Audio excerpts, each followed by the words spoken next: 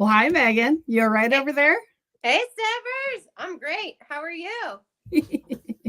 I'm good. I'm a little warm. It's a warm weekend. Yeah. Oh, it's way too hot. Way Yeah, too hot. But we have a fun night planned. we We do. we are here with Eric McDaniel of Huckleberry Horseshoeing. Hey, Yeah. Eric. Hey, how are Hey, you Eric. doing? How y'all doing? Welcome. We're fabulous. How are We're good. you? Well, it's been pretty hot today, so other than that, I've been pretty good, but uh, been pretty warm. All Yeah. right. Um, well, why don't let's just delve right in. Why don't It's you good. tell us about yourself? How did you find horses? Like what age? What discipline do you ride? Yeah, give us the lowdown. All right, so it kind of happened. So I'll go from the very beginning. So I grew up really poor, and so I didn't have money to really get into horses or anything like that. But I had neighbors that had them, and I'd walk past them as a kid after school and pet them and stuff like that. So that always had that interest, and always had that cowboy and dream, really, And so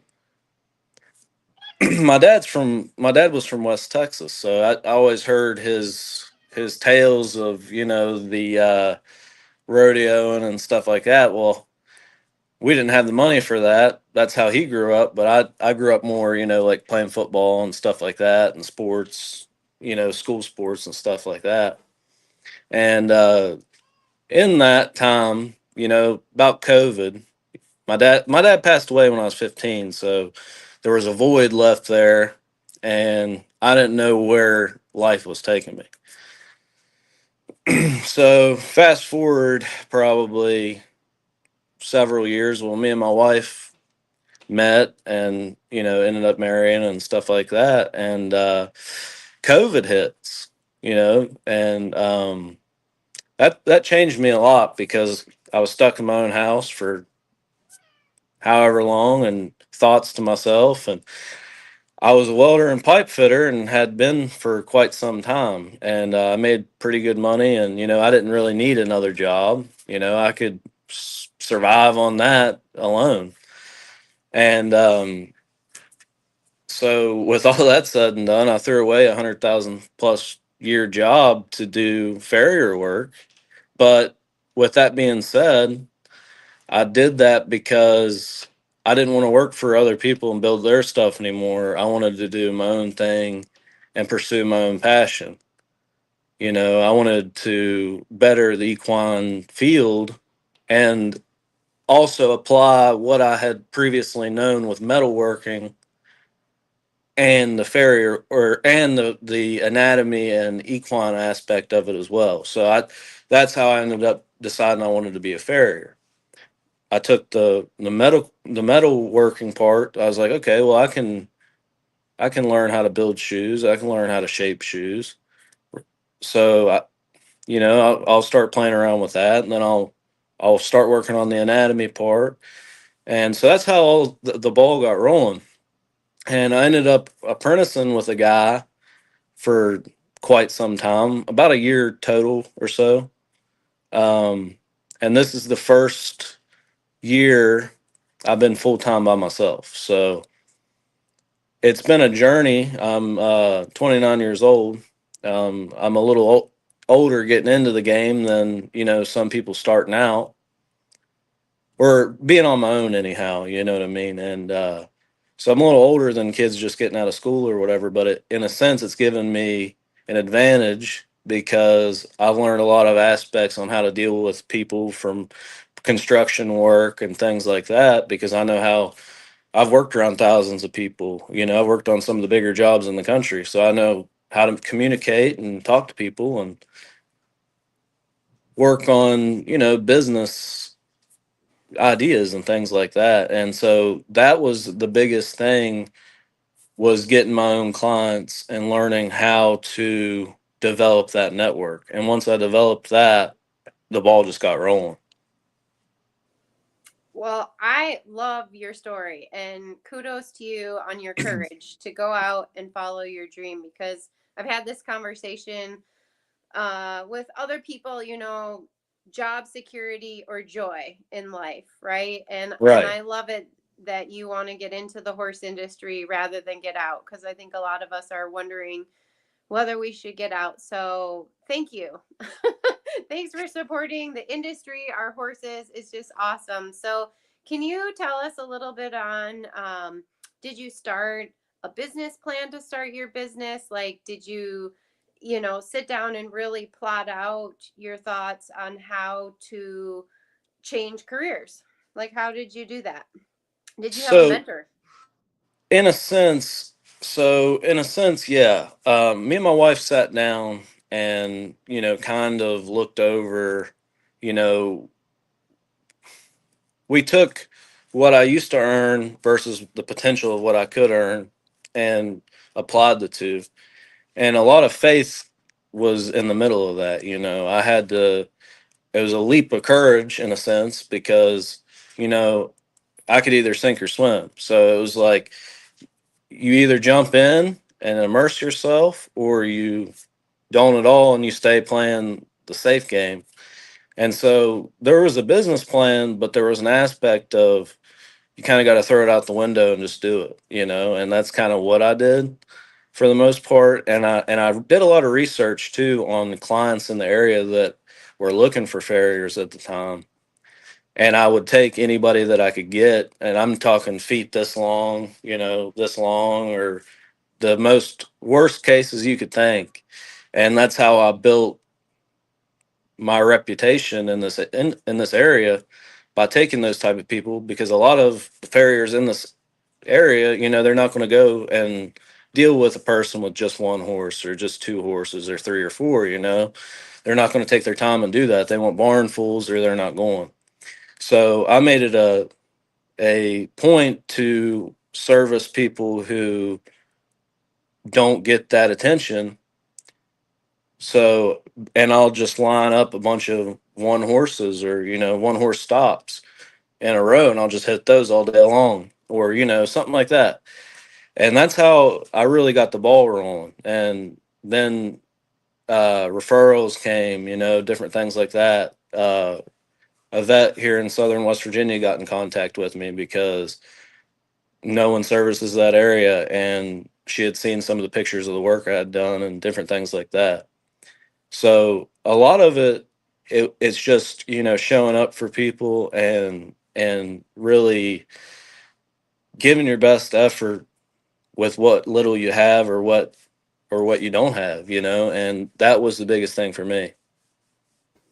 I really appreciate you because as I'm winding down and out, kind of out of horses at this point in my life, and as I kind of went from a larger group down to just a small handful, making sure that I could get my farrier enticed to come to my farm, and he'd Yeah. been my farrier for over 30 years, but he came from a distance and was in great demand. I think Megan understands what I'm saying as far as where we're kind of located.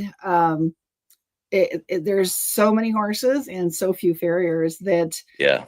just to what you were saying, that most farriers are like, well, I just want a full barn so I can just go, once a month, once a week, and work on the same horses and not have to kind of, bounce from farm to farm to farm. And so, and I understood that, and you end up Right. paying a little bit more to get your, person in the door. But, it's a challenge for people who only have 1, 2, 3 horses to, get a competent farrier who's willing to actually come, Right. So Exactly. I really do appreciate that at a personal level. Sorry, Megan, you were going to chime in there. Go for it. I just want to say you noticed a problem and you solved an industry problem, right? So I think when you're an entrepreneur and you want to start a business, you need to find the problems, because that's really what businesses do. They solve problems. And I think it's hard what you do. And also um just showing up. I mean, that is half the battle. Half the time being a horse trainer is just answering the phone or returning a text or returning a phone call, because us trainers are horrible at doing that. And I find I get a lot of business just by returning the phone call. So, but can you tell us, do you like going to different farms for one horse? Like, give us your perspective on what that's like. So, um,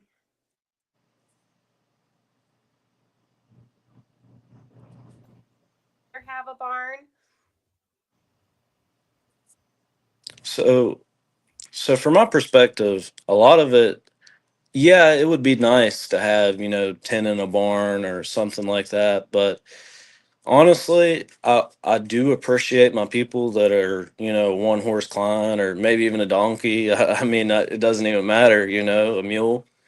Uh, just because you get to meet people that you never thought you'd meet, and you get to see a different aspect of life, and you might not meet the richest person, because in horse industry there's people with money, and then there's people that have horses because that's what they love.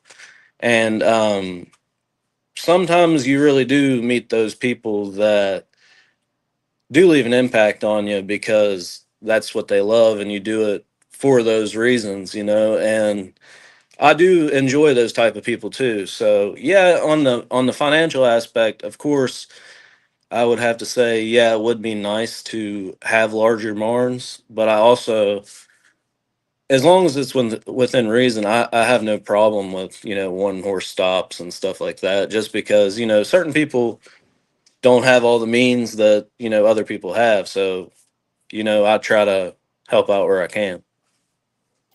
Do you have like a mileage charge for your clients to cover, the costs that you have as far as obviously drive time, fuel and expenses on your vehicle, etc.?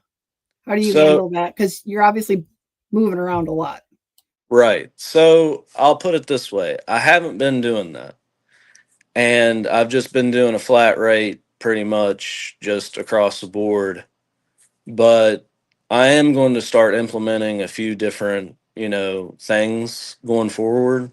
And I've been looking at different stuff to do. And that goes more on the educational side. I've been looking at different, aspects of charging differently for some of those long-footed horses, that people have, that time slipped away and they get, however long, it takes a lot of time out of my time, and I do have to spend more time with that horse. So I am losing money in a sense where I could be somewhere else.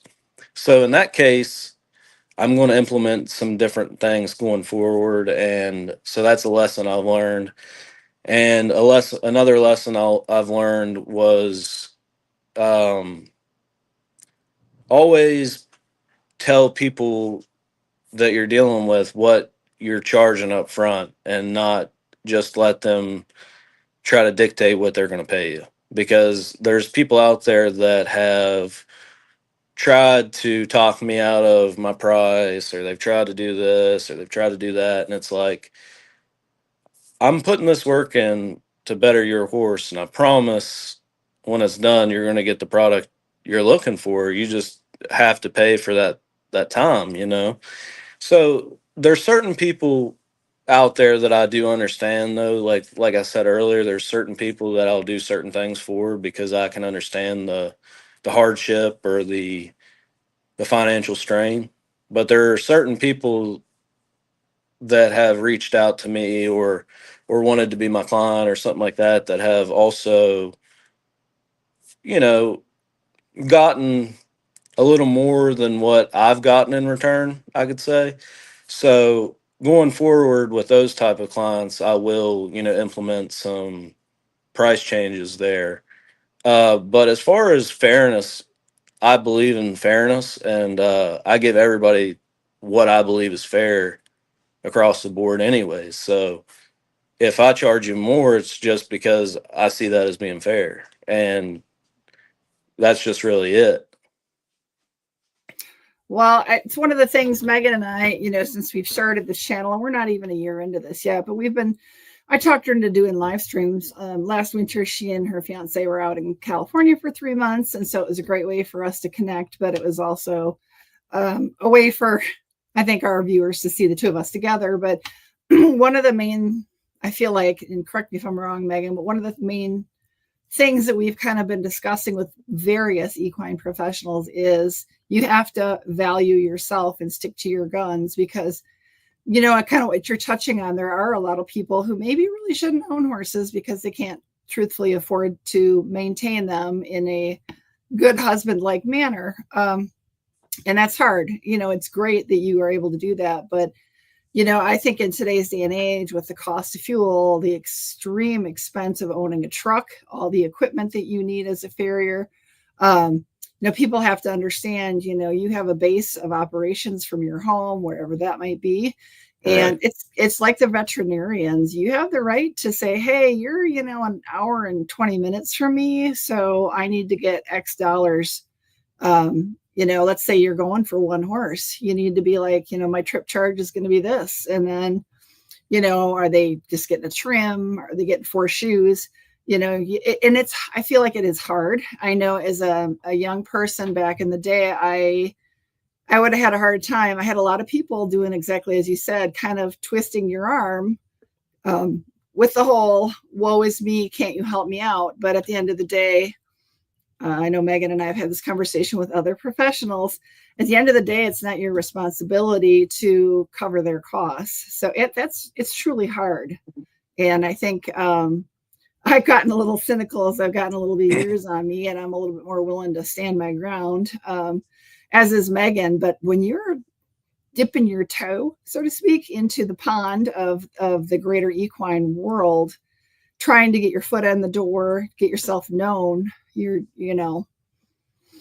do need to be able to, make those concessions a little bit, but at the same point in time, you can't bankrupt yourself. So Right. it's a fine line. I think Megan and I would probably both say we totally understand where you're coming from. And Megan, I'm going to pitch it over to you because I can see you ready to say something. Well, I think this business is really hard, at least for me. I'm horsewoman number one, right? And then I have to put my business hat on. So that was one of my biggest mistakes. And I mean, you have to learn, right? Like, Right. how much do you put into a horse, right? Like, at the end of the day, we have to eat. And I own a lot of horses. I have a school, I have an academy, right? And so I can't be spending thousands of dollars on one horse when I have 15 horses that I'm responsible for, right? That are in my care. I can't go hog, and I will, trust me, I'm that horsewoman down through and through, but I have so many mouths to feed. I also have employees. I have so many responsibilities to take care of. Plus I now have a fiance, right? So there's responsibilities in the home just as you do. And Right. so I think too, it'd be fun to talk about what are your overhead costs. I know what like, we don't have to talk numbers, but just like, you have a truck, you have a trailer, you have supplies, you have to Yeah. buy before, and you have to do the work before you ever get paid. So Right. I think that's an interesting thing that I've always wondered about. But just like myself, I'm sure it's comparable. I would love to delve into what are the overhead costs that you have, or supplies that you have to buy before you can even get paid. So, I mean, that's a great question in itself, because you have to look at what type of horses you're going to work on and what type of disciplines and what aspects, and if and then you get into the whole situation of if you're getting into horses that need uh therapeutic work or anything like that. And I'm not a therapeutic professional by any means. That's not something I've really touched on, so I leave those for someone else. But your standard work and things like that. Yeah, you're buying shoes, you're buying pads, you're buying impression material, you got nails, different size nails, and with the tariffs and everything like that, I mean, you're looking at stuff that's not generally there in the cost, but you have to figure out how to sustain all that. You got to factor that into your price, and I've tried to order as much United States material as I can to avoid the tariffs. Um, so that's been helpful. But then you get into, like you said, you got a truck, you got a trailer, you got all these different things, and you got hammers you got to buy. You got all kinds of specialty tools that people don't understand. You got clenching tools. You got nippers. I got two different sets. I mean, I got all kinds of different tools that I have to have just for different jobs, and then people want to pay you $60 to shoe a horse, and you just like for four shoes, and it's like I'm not doing that. And so that's when I get irritated in a sense, is because it's like, okay, especially when you've already done the work, because that happened to me once. And so I'll leave that alone, but I'll let that be known. But yeah, that happened to me once, and I learned my lesson from that. And I think it was $80, but regardless of the matter, it's still way less than what it should have been. And so I learned my lesson that way. But material, yeah, you're looking at lots of money up front. Like, I mean, even if you just put a minimal order in, you're looking at a couple $100, even more than that. You $600, $700 just for a couple months or a month of supplies. And that's and then you're not factoring in losing shoes or anything like that. And then you're looking at more time you're spending out on the road and stuff like that, putting shoes back on, because this time of year with the mud and the flies and everything like that, they're stomping and kicking, and people are riding them more, and you got a lot more to worry about. And then you got your rasps, and those are all high tool steel, so you're looking at more money there. And I mean, a rasp itself is $40, and those only last for so long, and then you're out money.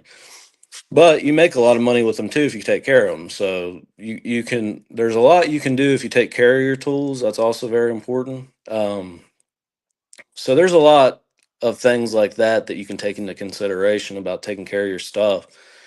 But also, like I said too, you have to.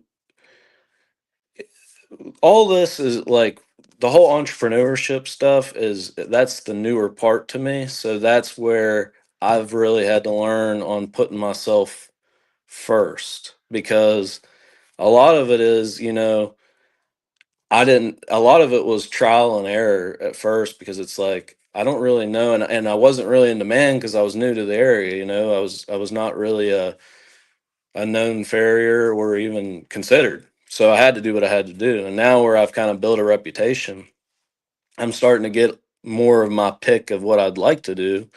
And so now I'm kind of putting myself first and standing firm on my prices. Like, if you don't want my shoeing price, then well, that's fine. That's less work I have to do. And so um I've learned that lesson. That's one lesson I've learned with all the supply costs and everything like that going intact. And that goes back to what we were saying earlier. Yep. We do have a question, but I want to quick ask you a question first. Sure. What do you want to work on? Like, what is your goal? What type of horses? What type of clients? What kind of work do you want to work on? And then we'll ask the question, Linda's question. Okay, so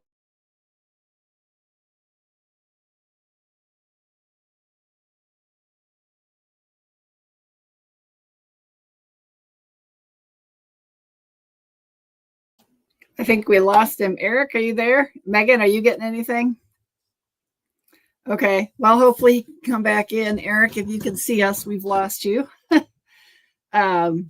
Which is unfortunate, but it happens. We know we've all had weather. How you doing, Megan? Oh, and we were getting to the good part. That's why I know. it's like commercial. Yeah, commercial break. I know he's frozen on my screen. Yeah, I wonder if he knows. I'll see if I can call him. I'm gonna I'll mute, and then I'll see if I can text him. Okay. Is you guys, if you've seen, yep, he popped off. Hopefully he can come back in. If you do have questions, please go ahead and post them in the chat. As you see, I've got it on the screen right now. We apologize. I know he's had some weather. We've got some weather coming through Wisconsin as well. We're in pretty good shape right now, but it happens. He's also in, I think, West Virginia. So I'm not sure if he's in the mountains or not, but that can always be a challenge as well. But hopefully he'll come back in a little bit. Yeah, so many questions to ask him. So many questions for the farriers. There's so many different style of horses, and I don't know. He's not that close to Tennessee, but I'm kind of curious if he gets like the Tennessee walking crew, if it's trail horse, backyard horse. I had a mare that was retired. Basically, at this point, was a backyard horse, and she still needed front shoes. I didn't shoe her all the way around, but she therapeutically needed front shoes and pads on just to keep herself comfortable. So, any luck, Miss Megan?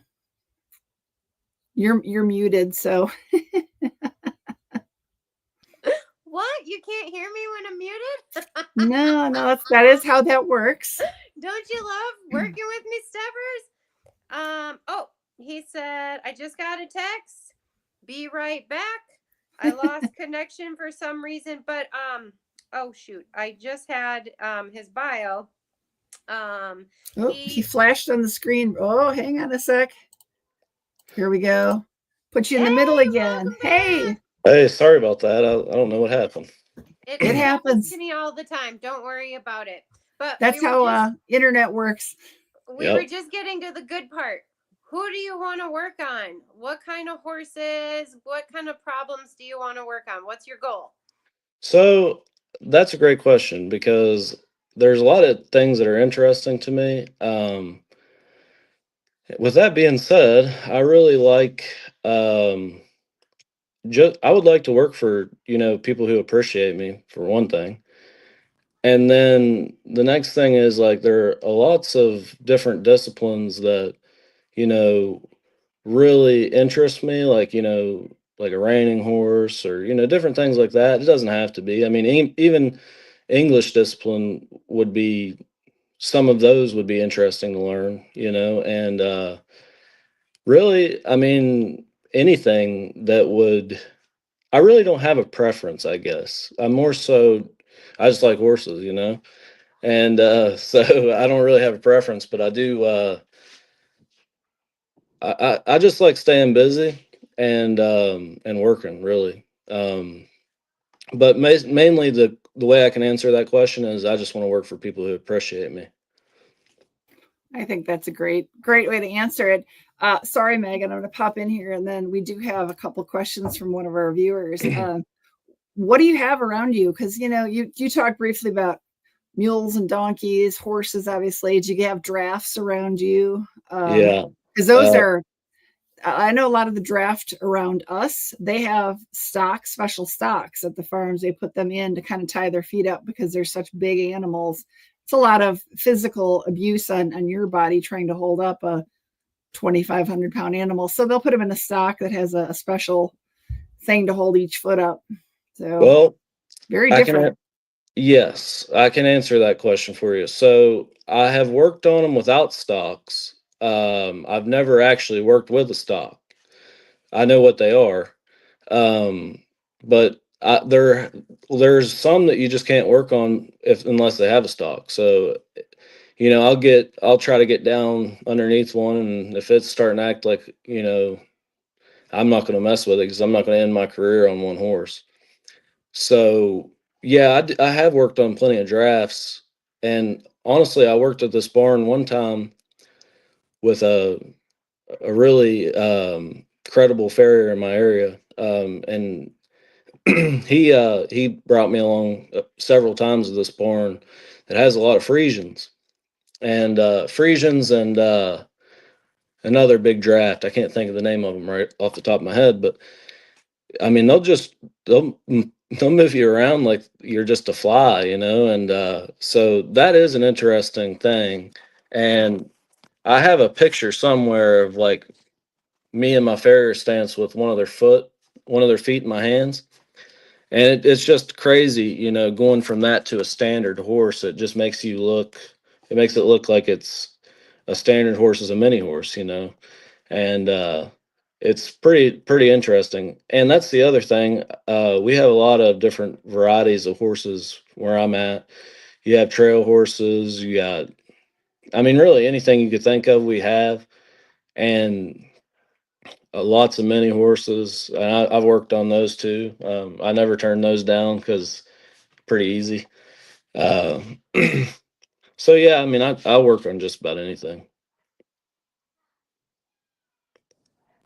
All right, we're going to get to the one of the questions from Linda. She says, "How do you get together with other farriers?" So, how are you reaching out and meeting your peers? So there are different organizations throughout the United States, and like you have the American Farriers Association, and then you also have the International uh, Professional Farriers Association. So you have both of those two larger organizations, and they you know, once a month there's a clinic somewhere, and so a lot of times I'll go to these clinics, you know, whether they be in Ohio or they be Virginia, North Carolina, anywhere. I travel to them. So there's a lot of things like that. Then you have there's actually farrier competitions. I don't know if you guys are aware, but yeah, there are those. And so I haven't attended any of those yet, but I do plan to this winter when things get slower, to better my skills and stuff like that. And then there are also, it is a little harder to do in my area because where our state's really spread out, and there's really not that many farriers that are well known. I mean, there's a few, and the ones that are, I do know personally. But I kind of met them just by, you know, word of mouth, you know, in the farrier world and the horse industry. You know, a good word can go a long ways, and a bad word can go even faster. So we uh we all know each other by word of mouth pretty much, and so that's pretty much how you find that out, I guess. Well, on that note, I'm so curious because you said you are fairly new into this business. How welcoming was the farrier community to having somebody come in and wanting to learn and grow a business? Were they like, "You're coming in and stealing my business," or were they super supportive, or was it a little bit of everything? So curious. So I can answer that in a couple different ways. I'll put it this way: they were super welcoming, but and happy to see someone else with a want to, you know, advance and do good. But a lot of times, and I'm not saying this is everybody, and I'm not even saying this is necessarily the people I worked for, but a lot of times something that I've noticed is people will try to use you for your labor, you know, and instead and this happens across the United States, you know, they'll pay you a flat rate or whatever, and you're an apprentice, but they'll pay you like $100 a day or whatever. But and it doesn't take me long to do the math, and I have two different aspects of this too, so I'm going to implement that as well. Uh, it doesn't take me long to do the math. I can go do a few trims and triple or quadruple my money. You know what I mean? So it really, you know, I apprenticed for a while, but then I had mouths to feed and I just couldn't do the $100 a day thing anymore. And I really wasn't progressing my skills any further. I wasn't testing myself. So I had to take that leap of faith and leave a really reputable farrier, well known in the area, to do that. You know, and people would probably think I'm crazy for that, but I've been called crazy before. So I'm willing to take that for that reason. But the other thing is, a lot of times the farrier industry is not very kind across the board about not paying your dues and taking the way that I went about it, and leaving the mentor or the experienced journeyman or whatever and going the way I went about it, which I'm not saying that there's any no, which I'm not saying there's no truth to that, because there is. I mean, it's just you do get experience from being around people with experience. I mean, you just do. But at the point I was at, I had to make money for my family, and that was the ultimate deciding factor. Is it was either, do I stay in the fight? Do I keep doing? Do I keep playing the horse industry, or do I go back to doing what I was doing? And I didn't want to do that, so I had to go about it the way I did. So going forward, I'm just going to keep attending the clinics and putting my education in and learning different stuff every day, because just like um, for the past couple months, I've been working on different credentials and stuff through one of the organizations. So I've really kept my learning on while working for myself as well. So I'm That not is, staying stagnant. that's fantastic. Keep doing it. You always have to put you first with continuing education. Now, when you don't have to get into details, but I have working students, and so I'm just curious, when you were apprenticing, when it was time for you to leave, did you have a conversation with your mentor? Did you disappear? Did you have an argument? Did they understand your perspective? I mean, that doesn't really matter, but I have had all sorts of working students, some that disappear, some that leave with no notice. And then I've also sat down and I still talk to a lot of my working students. I mean, I care for them. I put a little bit into them of myself, and I Right. want to see them succeed. And sometimes it doesn't work out, for instance, like your situation, but how did you make that transition? I think that's really important for people to understand and to know So about. so I'll put it this way. I was going to do it a little differently than I did, and no bad blood was left. I explained everything to the guy because I do respect him, and I really learned a lot from him. He really did give me my start in the industry, and I do appreciate him for that. And he has been good to me. It was never anything like that. It was simply just the money thing. And if I could afford the $100 a day thing, I'd still be there today.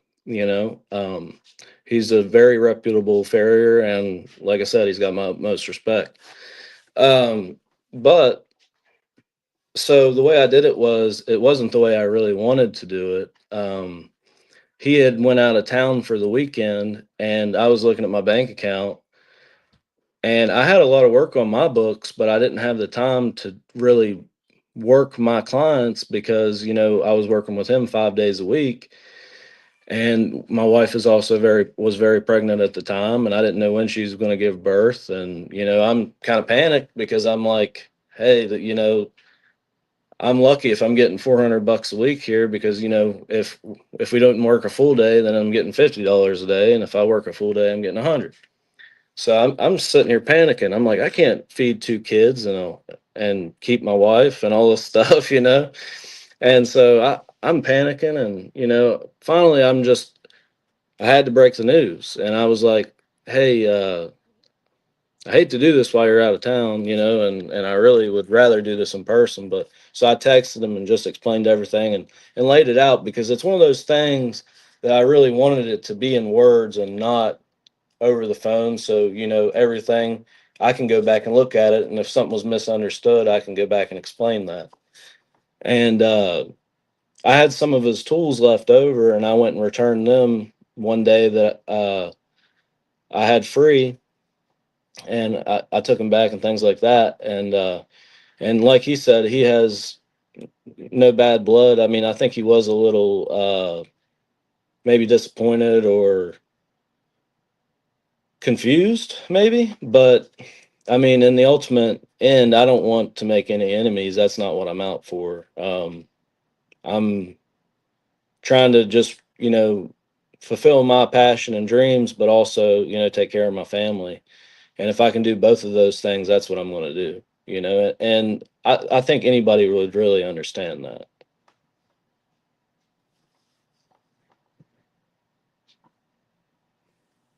Steph? Sorry, had to quick unmute myself.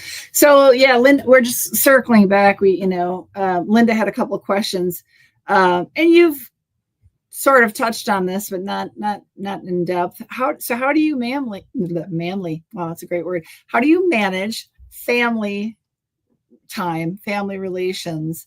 Because I'm sure, like, getting back to me, like, I worked, right? And so I was always like, to my farrier, I had kind of an odd schedule. I had Friday afternoons off. And I was like, hey, can we meet, noon Friday, 1 o'clock Friday?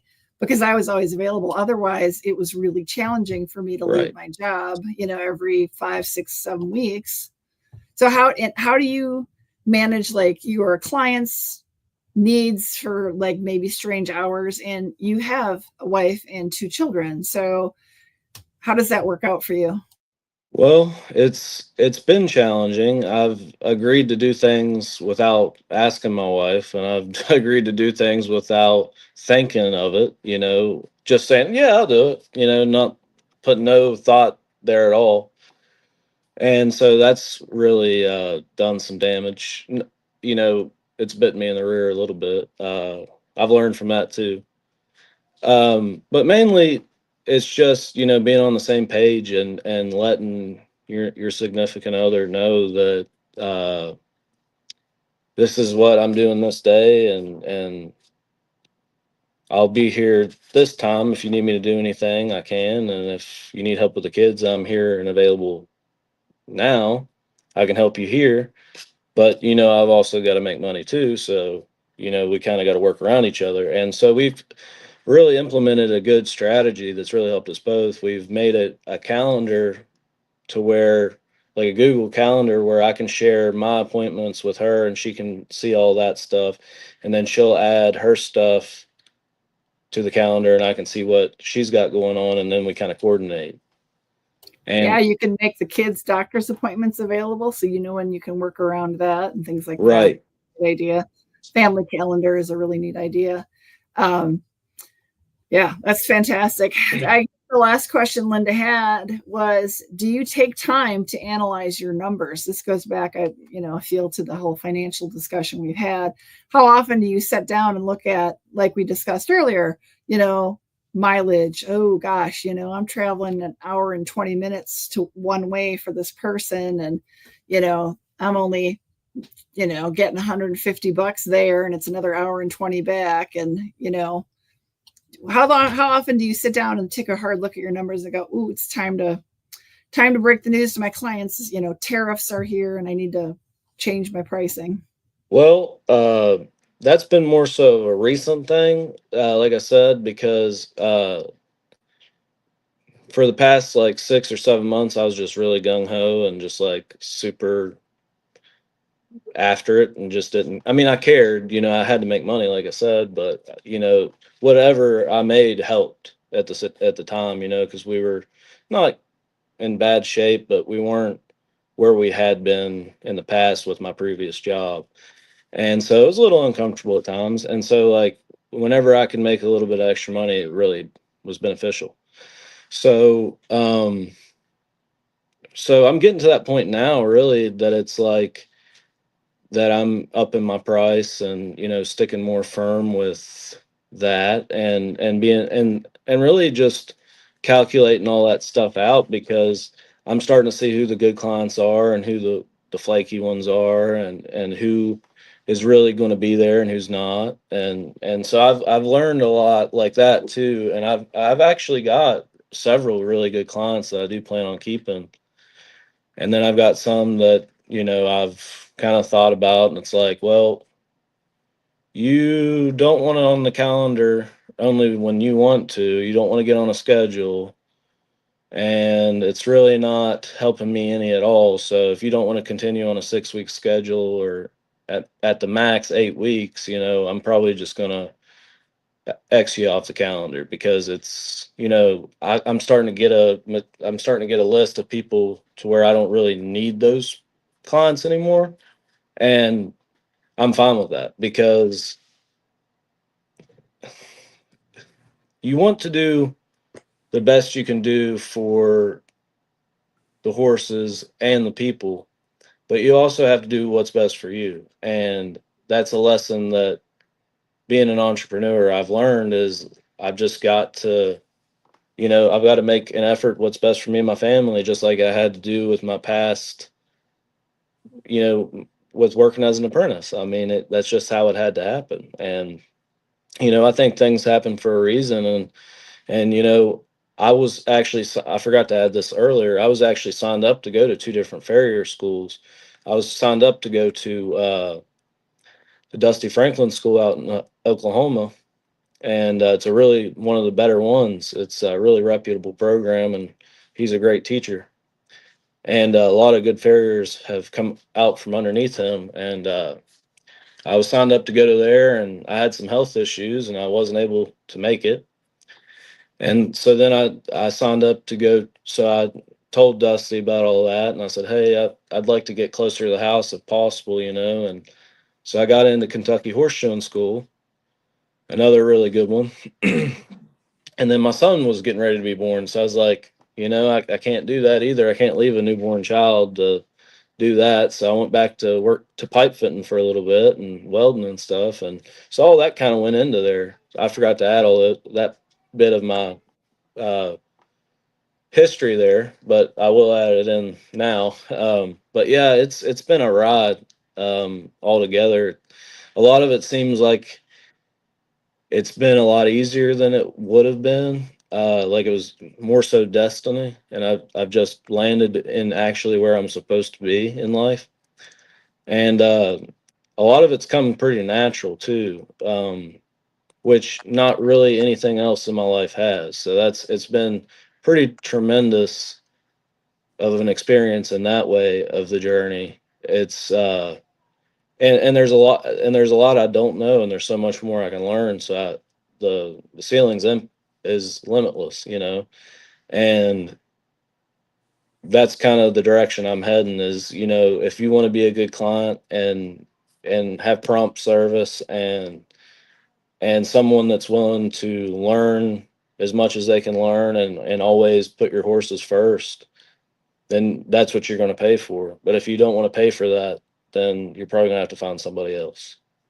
I totally agree. I think that's wonderful that you're there already. I didn't get there until 6 years ago. I wrote out a spreadsheet and I went down the spreadsheet and I went A, B, C, or D client, and I found out probably 80% of my clients were D's for various reasons: not paying, late paying, attitude, not showing up for lessons, just not treating my staff nice. And it took 6 years, and now we only have 1.5 clients that are not A's. Everybody, I look forward to seeing my clients. So you have to do that for you. I mean, that's who you're surrounded by. And so you Right. choose. I mean, do you pick money or do you pick joy? Yeah, we all have to eat, but why do we have to be treated poorly? I totally agree. I don't think anyone should be treated poorly, but also, maybe they're fit better for someone else, right? It doesn't, Right. maybe it's just a bad fit. So keep it up. My question is, it's going to kind of be a 180, but also it kind of is along the lines of, what do you do for you? Like, how this is a physical job, right? And you can get hurt on a daily basis, strained. Like, do you work out? Do you meditate? Do you stretch? Do you have a therapist? Oh yeah. Yeah, I do have a Like, therapist. this is awesome, but also so there's the mental side, but there's also the physical side. So could we delve into, how do you take care of you, because you also have a lot of mouths to feed and a lot of people you're providing a great service for? Well, I'll put it this way, and this might be kind of funny, but the therapy came from my raising as a child, so that a lot of that is childhood trauma that I had to overcome and still overcome to today. And then a lot of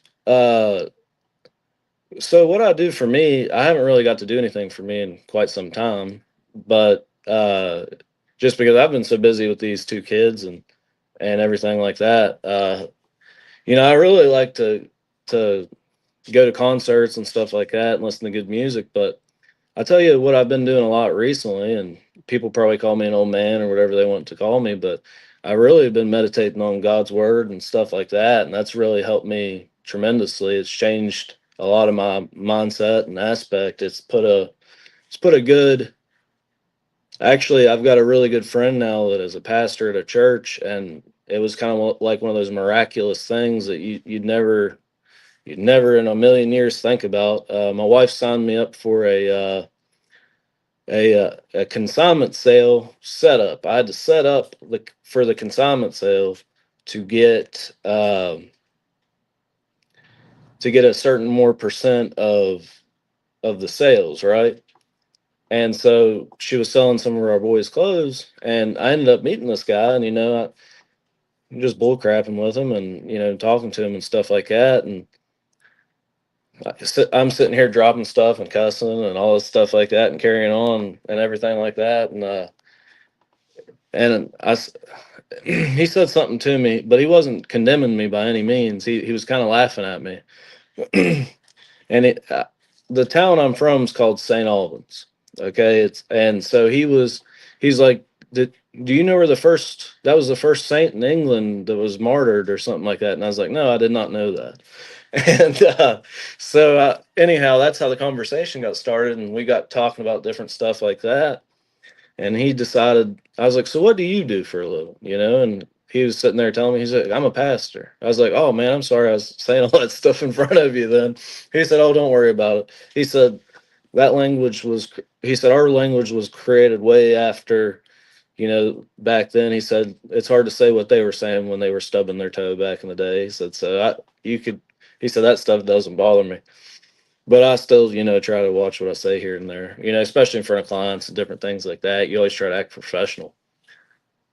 And, but yeah, so he's got me back into going to church and, enjoying that type of life, and I do feel more free than I had in the past, couple years.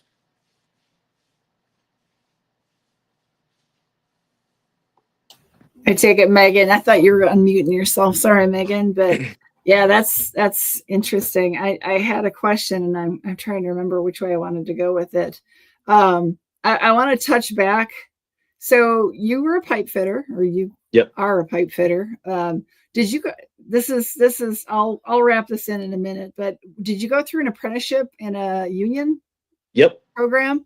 Okay, so I work with the IBEW. Okay. International Yep. Brotherhood of Electrical Workers.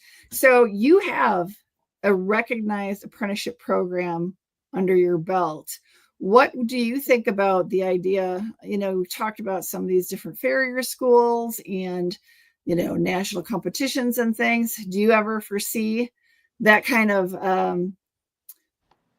apprenticeship program being run through one of, the two associations, not necessarily the Well, schools, but or do they, I mean, you talked about, there's these different farrier associations, but there's these different schools. Like, do they have an accreditation program, some of the schools with some of these organizations? Or I don't know how so that works. that's the down.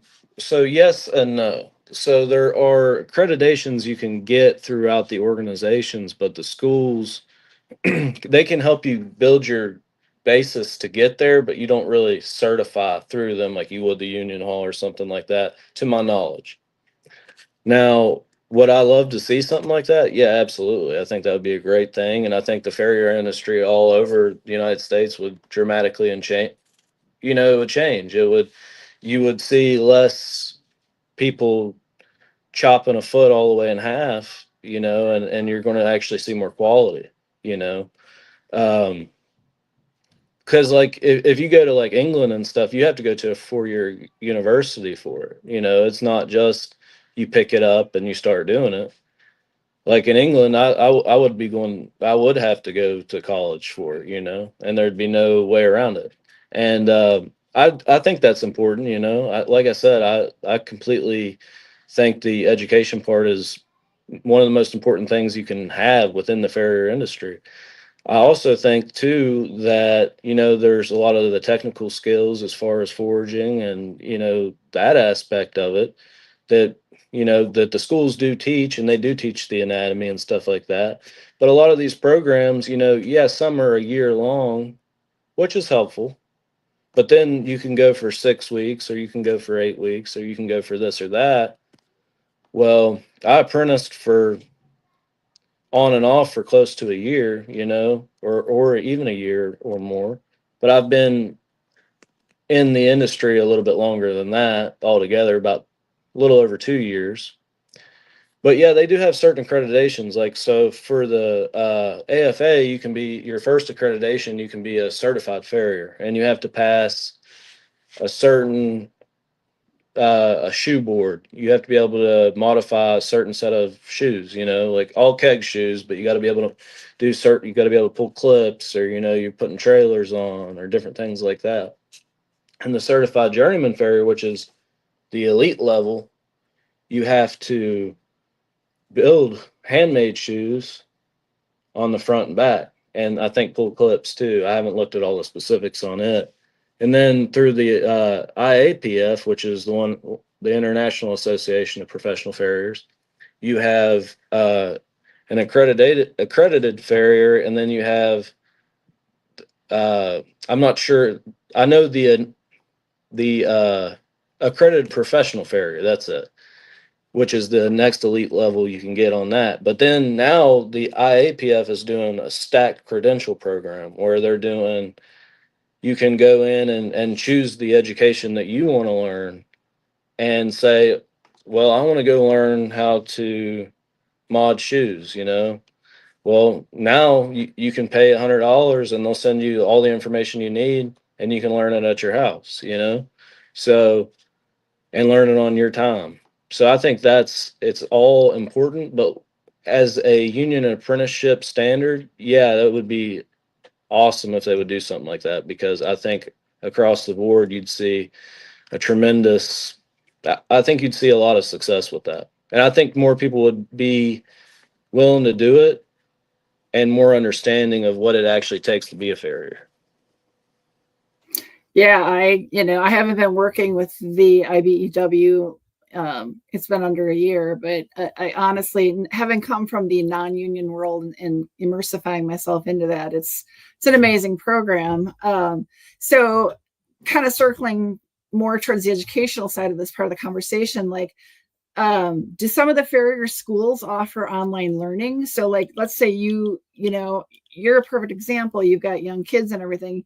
You maybe can't disappear for 2 months, 4 months, 6 months to go do hands-on. Do they have courses where you can do things like learn the anatomy and stuff in an online situation and get to a certain level before you say, okay, I'm ready to go start my hands-on training at the school? So I think there may be. I've done some research on that, and it's been so long since when I was in the very early stages of it, because before I convinced my wife to allow me to go to the school, before I had to put it off, uh, she looked into all of that. And at one time we had the answer for it. And I want to say there probably is a program out there somewhere that has that. But I know in Canada, there are a few of them like that and things like that. I know the idea of it at least exists.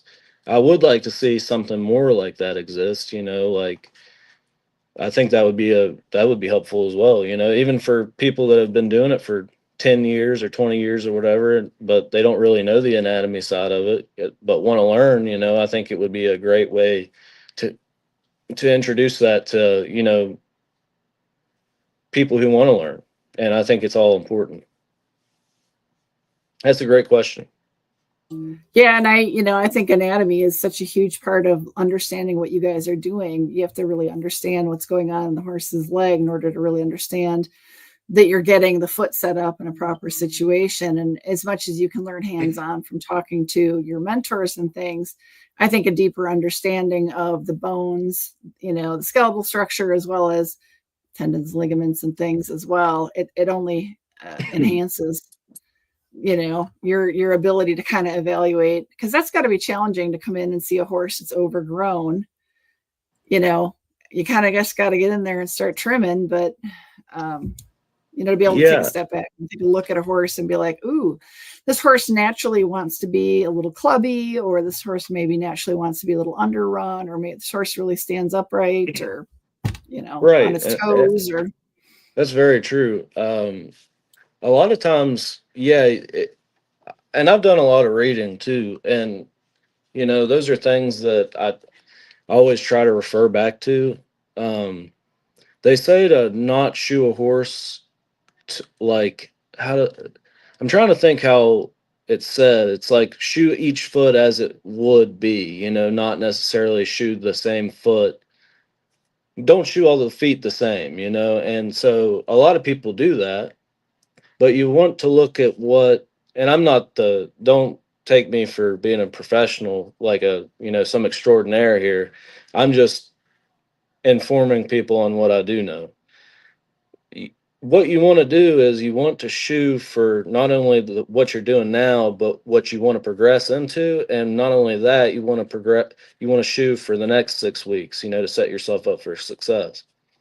And sometimes, I mean, a owner wants a lot more than what you can give them when you first get there. Especially if you're taking the client over, or you're getting into a client you've never worked for before. I've had several, that they want shoes on right now. Well, that's great. I wish I could put them on for you, but I've got a rebuild foot. Your horse's foot is destroyed. So, I mean, there's a lot that goes into that, and like you were saying, the bones, ligaments, and everything like that. It's all mechanics. It's just like us, how we move. If you're if you twist your ankle, you're going to be a little lame. It's very similar, and that's the way I think about it. And it's made it a lot more simple for me, because, like in high school and stuff like that, if you would have said the word anatomy to me, I'd have been like, what? I don't want to learn that. But applying it was something that actually I enjoy. I like learning about it. Well, and I think there's also an ethical component, right? Yeah, So there is, the horse grows their foot a certain way, but we want to put it in this cookie cutter way. We want it to move a certain way. And I don't think some people understand um, what we ask of farriers, right? Like, because I'll talk to my farrier and I'll say, well, I feel these things, I'd really like to make these changes, but I always ask them, do you think it's appropriate, right? And maybe we right. could talk a little bit about that. Is like, I've learned over the years that I like negative palmar angle, which I've also understood that's not a good thing. But I found some of my best horses have that, and they naturally grow that way. That's not the farrier doing it. So we've had these conversations of like, is it ethical to put all these wedges on? Which typically we don't, but you can manipulate the way the horse moves. Yeah, for I don't sure. think people understand that. Just like me as a trainer, I can ride them really well and I can make them lame, right? So maybe just touch a little bit on how ethically you might be questioned on how a horse should be shod. So there's a lot that goes into that as well. Like you were saying, you can shoe a horse with plantations or any of those type of shoes that will be heavier or anything like that, so they can pick their feet up higher, or whatever aspect you're looking at. But you might be talking about a longer footed horse, and people grow their feet out a little longer so they have more foot to be able to manipulate and hold those bigger shoes. And you can keep a healthy foot like that, but there's also a instance where, like you're saying, there is an ethical instance where you can either take it too far to an extreme, or you can take it and have a healthy foot that still is long, and with that farrier I had previously worked with, I had worked on several long-footed horses, and that was to my benefit, because, to be honest with you, other than that, I mean, he's really the only long-footed farrier in this area, and I would have had no experience doing that.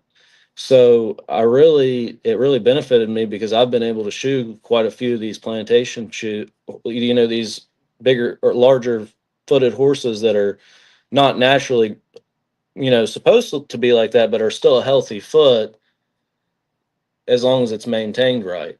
And I've been able to shoe those successfully, and due to being around him with him. And so I do think there's a lot to that because I've asked him the same questions before when we were working together. I was like, how healthy could this be on because a horse's foot isn't naturally supposed to be that long, like how long, you know, you think of a horse's foot and you have an ideal picture in your head, and that's the way I'll explain it. And then you see a longer footed horse and you're like, oh, that doesn't look right, but you can have that healthy balance, I feel like, and it doesn't distort the bones as long as they're maintained. Now, speaking of just mistreatment and stuff like that, like I was explaining about some of these clients that I've worked with. Now, I couldn't begin to imagine what some of these x-rays would look like due to not keeping up with your horse. Now, what you're explaining, I wouldn't have a problem with, because as long as you're keeping them within those parameters, I think you're completely fine. Well, and I think you, and hopefully you do too, the relationship you have with a trainer or an owner is so important, and that conversation is so important, because I love to communicate with my farrier and say, hey, this is what's happening in the work, I think it's a training issue, but what do you see in the feet, right? And Right. and then I will also say, hey, I have this feeling in the, let's say, the right front, could you come and watch the horse go, whether it's the lunge line, whether it's riding, I may feel something or see something. Do you appreciate that in clients, that they're that honest? And but on the flip side, there's also a line for me, like I do like to say, this is your realm. Like I have mapped out a foot, I have trimmed a cadaver foot, I have hung out with farriers, but I don't want to do your job, right? Like, Right. I want to pay you for your education. I want to have a little bit of knowledge that I can communicate with you and understand what your job is and appreciate what you do. Um, but I don't want to do your job, right? Right. No, Does that I make sense? understand that. Yeah. do you And do you appreciate someone like me, or would you like someone telling you what to do or sending you Google articles and all that shenanigans? so no, I would appreciate the person that's like you, that's like, showing me what's going, or what you even think's going on, because I think it's like you said, and this goes to a business aspect too. If you're being upfront with me, I'm always going to be upfront with you. So if I see something, hey, your horse is a little lame in this back left, his back left, what do you think? Because I noticed that when I pulled that shoe, he's kind of gimpy, just something like that. And then when I nail it back on, and maybe you notice it while he's right, while you're riding it, maybe it's stifle issue, or hawk or something like that. I appreciate those conversations because it helps better the horse and your experience. And then that goes back to communication as well, because the main thing on keeping clientele and maintaining business partnerships is communication. And I think that's all necessary. I think, and that's another thing too, I'd like to implement, is farriers are really bad about communication. And Mhm. that's Oh, another thing that I have done differently because I saw a need in that. I I agree. Although I've been very lucky, and I haven't had a lot of farriers. We've been really close and we communicate. But the thing I also want to stress is, I find with my farriers, they will know something about a horse's nutrients or what they're lacking before I do. And so I always want to have that conversation. Hey, what do you think about their feet? Right. And I was Right. surprised one of my farriers, he had said he really appreciated me asking, right? Like he had come up to me, I had asked him, how's my horse? And he had said, well, I noticed X, Y, and Z. I think you should, maybe put this horse on farrier's formula. And I was like, well, why don't we do a blood test and see what's really lacking before we do the supplement thing. Right. And he was like, wow, thanks for listening. And I was like, oh, of course. And he in his past has had, actually, he had been fired.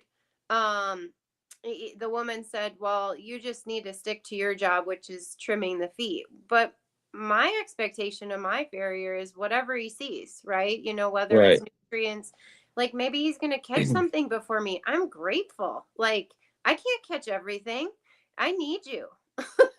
Right. And that's very important, I think. It's kind of like, I'll put it in this analogy. It's kind of like a NASCAR pit crew, like if we're all on the same team and we all want the same thing, then why not work together? Why have egos? Throw the ego out the window and let's really better the horse here, and I think that's another thing that would be nice in the future to see change is, you know, everybody wants to tell each other how to do their job. But if you know something that I don't, you see something that I don't, I'll listen to you. And if I see something that you don't, let's work together and let's get this thing fixed because I think that's lacking. I think that's a great thing. I love that, and I'm stealing that. I have my NASCAR pit crew. I think that's amazing because when there is an issue, I have my vet talk to my farrier. Like, I don't want to be the go-between. I don't want to lose information. I want them to communicate, and I'll do my part, which is the training aspect, and give my feedback. But then I'm out. I want Right. it's all a team, all a team. Yeah, as long as everybody's on the same page and coordinated, you can't go wrong. Okay, I got a question. Well, I'm sure we need to wrap up. I'm sure you need to get with your kiddos. And this is a larger kind of encompassing question, but you're recently into this, several years in, but it's not been like 40 years of experience behind your belt. Right. But let's talk about what you might recommend to, we could get some kids who are watching this now or later, because this will be available on YouTube, for people to watch in the future. What do you recommend to the younger generation for how they should look into, if this is interesting to them, if they want to be a farrier, a shoer, what should they do? What research do you recommend they do? And then how do you recommend they jump into this process? Do you recommend them look at a school, mentoring? Tell us what you recommend for the next generation of young farriers. So I recommend a few things. I recommend that you maybe ride around with somebody that you can trust and stuff like that, depending on what age you are and stuff like that. Things it could be a little different, but I think a lot of it stems with, seeing what the job really entails. Are you made out for this or are you not? Because it is a hard, strenuous job, and can you last 40 or so years? Can your back take this work? And then I think a lot of it comes down to the aspect of grit. You have to have an aspect of grit to you, and a perseverance, and something that you got to have a backbone. You can't give up. If you fail, you got to just take it on the chin and keep going. And then you look at the other things too. Yeah, you should probably look into some schooling. If I was 18 years old and didn't have uh, any things that were keeping me from going to school, then absolutely I would go to school. And I would look into all the associations and all the clinics and stuff like that. I would regularly attend those, get information from those older guys and women and stuff like that, and speak with all these people and go to the barns and talk to the trainers, start meeting people before you even get involved. And there's just so much you could do. And then and if you're still in school, take an anatomy class, even if it's just basic anatomy, it doesn't even have to be equine anatomy. Just get an idea of what you're getting yourself into, and then work on people skills, communication. Really, I mean, there's a lot that goes into this, but anybody can do it, but you have to want to do it, you know, and that's the bottom line. You have to, when you think you can't do it, you just got to keep pushing forward, because I guarantee you everybody's been there. And I think that's a lot of it. And then finding a good mentor and somebody to apprentice with, and taking your time with that, and really developing your skills, and making sure that they're on the same path as you, and they're not using you for your labor as well. Make sure that you're not being used, because I've heard of horror stories in that way. um, and look into the organizations, be a part of those. Get continuing education always as much as you can, and try to just better yourself every single day. That's all I can say. I think that's great. Well, we really appreciate you so much coming on here. We went a little longer than I think we originally intended, Oh, but it that's was really okay. good conversation. I think it was really great conversation, and we have a tendency to do that because, That's okay. I enjoyed it. I appreciate great, y'all. great topic and everything. And yeah, thank you so much for that last thing. I think I would add, I know Megan would add too, get a little business know-how education too, right? So you Yeah. can figure out your numbers. Yeah, no, that's a good thing. Get you a ledger book, and kind of figure out how all that works. Maybe even do it online. By then Yeah. you probably do it online, but I know Run you some can numbers. now, but I know. yeah. Yeah. Run some numbers. And Megan, I know she's a big proponent. We're both a big proponent of maybe sitting down and with knowledgeable people and writing a business plan to figure out if this is something that you can even live doing. Yeah. Yeah. Yeah. Or you can just do it part-time or whatever. Get an idea of what you can financially manage and have a Yeah. life doing, and that's very important. Absolutely. So, do you have anything else that you want to impart your wisdom with our viewers? Anything lasting things you want to cover?